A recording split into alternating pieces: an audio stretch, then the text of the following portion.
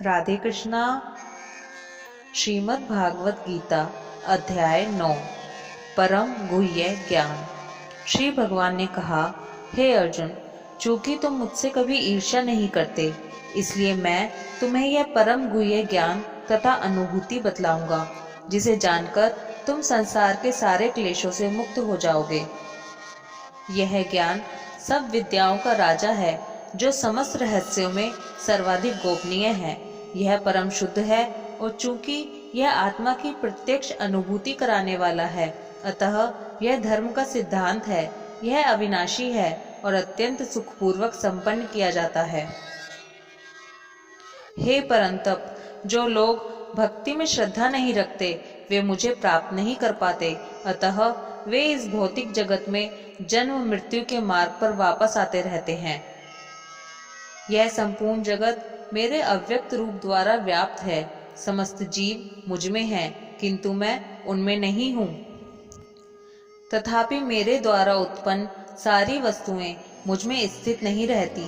जरा मेरे योग ऐश्वर्य को देखो। यद्यपि मैं समस्त जीवों का पालक हूँ और सर्वत्र व्याप्त हूँ, लेकिन मैं इस विराट अभिव्यक्ति का अंश नहीं हूँ, क्योंकि मैं सृष्टि का कारण स्वरूप हूँ।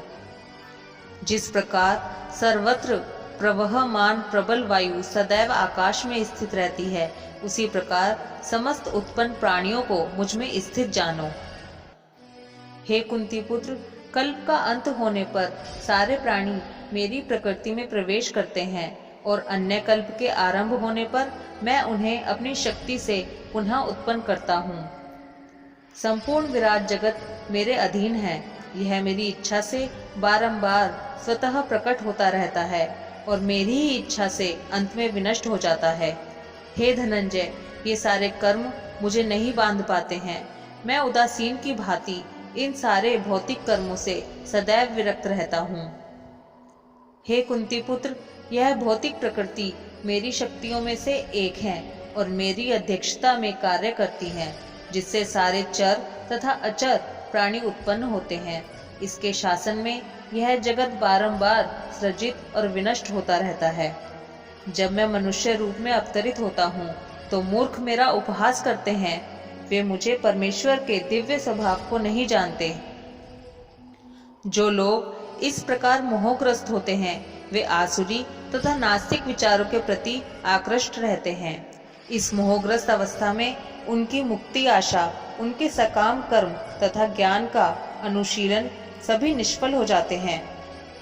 हे पार्थ, मोहमुक्त महात्मा जन दैवी प्रकृति के संरक्षण में रहते हैं। वे पूर्णतः भक्ति में निमग्न रहते हैं, क्योंकि वे मुझे आदि तथा अविनाशी भगवान के रूप में जानते हैं। ये महात्मा मेरी महिमा का नित्य कीर्तन करते हुए, दृढ़ संकल्प के साथ प्रयास करते हुए, मुझे नमस्कार करते हुए भक्ति भाव से निरंतर मेरी पूजा करते हैं। अन्य लोग जो ज्ञान के अनुशीलन द्वारा यज्ञ में लगे रहते हैं, वे भगवान की पूजा उनके अद्वय रूप में, विविध रूपों में तथा विश्व रूप में करते हैं। किंतु मैं ही कर्मकांड, मैं ही यज्ञ, पितरों को दिया जाने वाला तर्पण, औषधि, दिव्य ध्वनि, मंत्र, घी, अग्नि तथा आहुति हूँ। मैं इस ब्रह्मांड का पिता, माता, आश्रय तथा पितामह हूँ। मैं ज्ञेय, जानने योग्य, शुद्धिकर्ता तथा ओंकार हूँ। मैं ऋग्वेद, सामवेद तथा यजुर्वेद भी हूँ। मैं ही लक्ष्य, पालनकर्ता, स्वामी, साक्षी, धाम, शरण स्थली तथा अत्यंत प्रिय मित्र हूँ। मैं सृष्टि तथा प्रलय, सबका आधार, आश्रय तथा अविनाशी बीज भी हूँ। हे अर्जुन, मैं ही ताप प्रदान करता हूँ और वर्षा को रोकता तथा लाता हूँ। मैं अमृतत्व हूँ और साक्षात मृत्यु भी हूँ। आत्मा तथा पदार्थ दोनों मुझ में ही हैं। जो वेदों का अध्ययन करते तथा सोमरस का पान करते हैं, वे स्वर्ग प्राप्ति की गवेषणा करते हुए अप्रत्यक्ष रूप से मेरी पूजा करते हैं। वे पाप कर्मों से शुद्ध होकर इंद्र के पवित्र स्वर्गिक धाम में जन्म लेते हैं, जहाँ वे देवताओं का सा आनंद भोगते हैं। इस प्रकार जब वे विस्तृत स्वर्गिक इंद्रिय सुख को भोग लेते हैं और उनके पुण्य कर्मों के फल क्षीण हो जाते हैं, तो वे इस मृत्यु लोक में पुनः लौट आते हैं। इस प्रकार जो तीनों वेदों के सिद्धांतों में दृढ़ रहकर इंद्रिय सुख की गवेषणा करते हैं, उन्हें जन्म मृत्यु का चक्र ही मिल पाता है।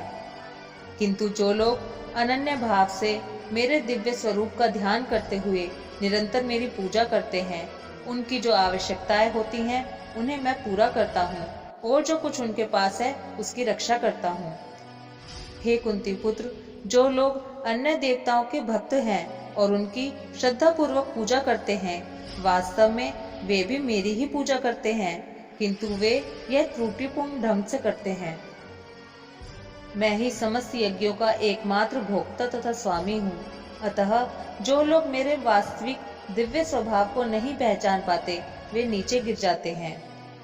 जो देवताओं की पूजा करते हैं वे देवताओं के बीच जन्म लेंगे, जो पितरों को पूजते हैं वे पितरों के पास जाते हैं, जो भूत प्रेतों की उपासना करते हैं वे उन्हीं के बीच जन्म लेते हैं, और जो मेरी पूजा करते हैं वे मेरे साथ निवास करते हैं। यदि कोई प्रेम तथा भक्ति के साथ मुझे पत्र, पुष्प, फल या जल प्रदान करता है तो मैं उसे स्वीकार करता हूँ। हे कुंती पुत्र, तुम जो कुछ करते हो, जो कुछ खाते हो, जो कुछ अर्पित करते हो या दान देते हो और जो भी तपस्या करते हो, उसे मुझे अर्पित करते हुए करो। इस तरह तुम कर्म के बंधन तथा इसके शुभ अशुभ फलों से मुक्त हो सकोगे। इस संन्यास योग में अपने चित्त को स्थिर करके तुम मुक्त होकर मेरे पास आ सकोगे। मैं ना तो किसी से द्वेष करता हूँ, ना ही किसी के साथ पक्षपात करता हूँ। मैं सबों के लिए संभाव हूँ, किंतु जो भी भक्ति पूर्वक मेरी सेवा करता है वह मेरा मित्र है, मुझ में स्थित रहता है और मैं भी उसका मित्र हूँ। यदि कोई जघन्य से जघन्य कर्म करता है, किंतु यदि वह भक्ति में रत रहता है तो उसे साधु मानना चाहिए, क्योंकि वह अपने संकल्प में अडिग रहता है। वह तुरंत धर्मात्मा बन जाता है और स्थायी शांति को प्राप्त होता है। हे कुंती पुत्र, निडर होकर घोषणा कर दो कि मेरे भक्त का कभी विनाश नहीं होता है। हे पार्थ, जो लोग मेरी शरण ग्रहण करते हैं वे भले ही निम्न जन्मा स्त्री, वैश्य तथा शूद्र क्यों ना हो, वे परम धाम को प्राप्त करते हैं। फिर धर्मात्मा, ब्राह्मणों, भक्तों तथा राजर्षियों के लिए तो कहना ही क्या है। अतः इस क्षणिक दुख में संसार में आ जाने पर मेरी प्रेम भक्ति में अपने आप को लगाओ। अपने मन को मेरे नित्य चिंतन में लगाओ। मेरे भक्त बनो, मुझे नमस्कार करो और मेरी ही पूजा करो। इस प्रकार मुझ में पूर्णतया तल्लीन होने पर तुम निश्चित रूप से मुझको प्राप्त होगे। इस प्रकार श्रीमद् भगवत गीता के 9वें अध्याय परम गुह्य ज्ञान का भक्ति वेदांत तात्पर्य पूर्ण हुआ। राधे कृष्णा।